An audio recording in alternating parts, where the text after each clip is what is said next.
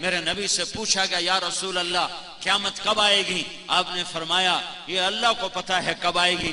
میرے نبی سے اس سائل نے پوچھا یا رسول اللہ کوئی نشانی بتا دیں، تو آپ نے فرمایا جب ماؤں کو ذلیل کیا جائے گا تو قیامت آ جائے گی، تو اللہ تعالیٰ قیامت کو قائم کر دے گا۔ وہ یہ قیامتیں ہیں کہ آپس میں خون گرے گا اور ظلم و ستم عام ہو جائے گا، اور حالات کی چکی ہمارے خلاف چلنا شروع ہو جائے گی، زمین آسمان کی چکی ہمارے خلاف چلنا شروع ہو جائے گی۔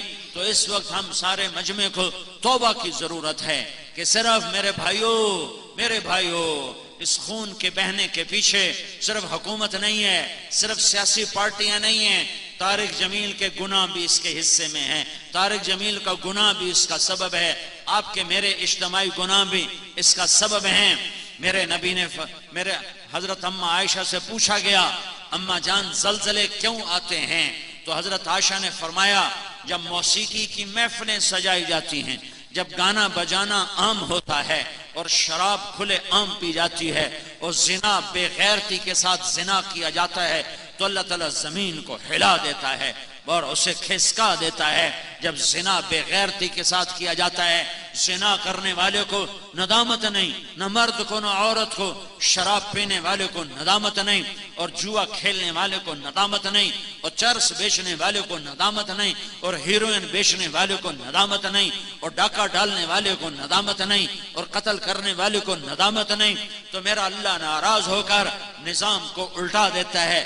عزت تخذ الفیء دولا، ایک حدیث بھی سن لو، جب حکمران قومی خزانہ لوٹ لیں گے، والامانت مغنما، جب لوگ امانت کھا جائیں گے، والزکاۃ مغرما، جب مالدار لوگ زکوٰۃ نہیں دیں گے، وتعلم لغیر الدین، جب علماء بھی دین کے ذریعے سے دنیا کمانے لگ جائیں گے، وَأَطَاعَ الرَّجُلُ زَوْجَتَهُ، اور لوگ بیویوں کے فرما بردار ہوں گے، وَعَقَّ أُمَّهُ، اور ماؤں کے نافرمان ہوں گے۔ ہاں، ماں کی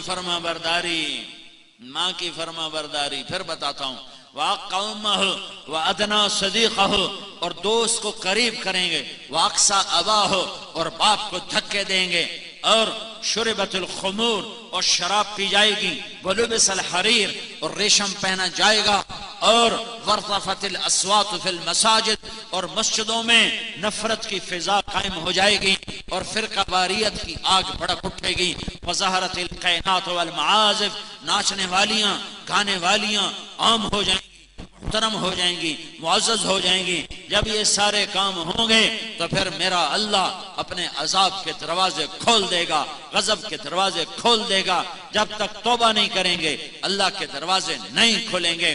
میرے نبی نے فرمایا کاش میری ماں زندہ ہوتی۔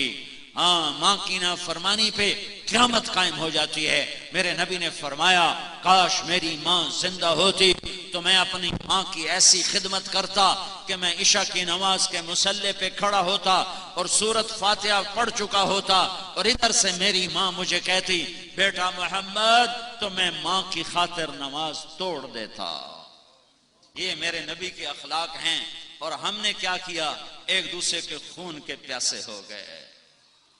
مسلمان کا خون کو اتنا سستا ہے، ساتوں زمین آسمان سے زیادہ ایک مسلمان کے خون کا قطرہ قیمتی ہے، ساتوں زمین آسمان سے زیادہ، پوری کائنات کے خزانوں سے زیادہ، عرش فرش کے خزانوں سے زیادہ مسلمان کے خون کا ایک قطرہ قیمتی ہے۔ جب یہ ناحق گرتا ہے تو زمین سے لے کر آسمان تک آگ لگ جاتی ہے۔